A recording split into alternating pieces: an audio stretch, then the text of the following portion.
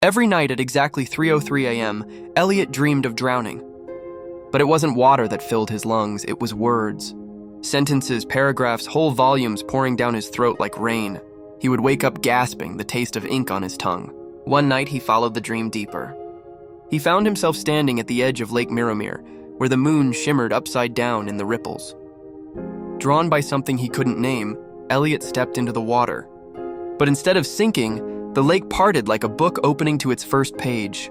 Beneath the surface was a vast library made of glass and coral.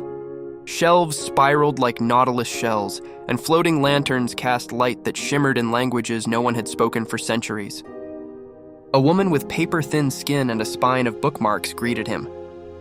"You've come to return what you've never borrowed," she said, handing him a blank book. Elliot opened it. The pages filled themselves with his memories, not as they were, but as they might have been. Another where he lived in reverse, growing younger each day. One where every word he ever spoke became a flower. "You must choose one," the woman said, her eyes made of clock hands. "Choose?" Elliot asked. "Every story read is a life lived. Every story left behind a life lost."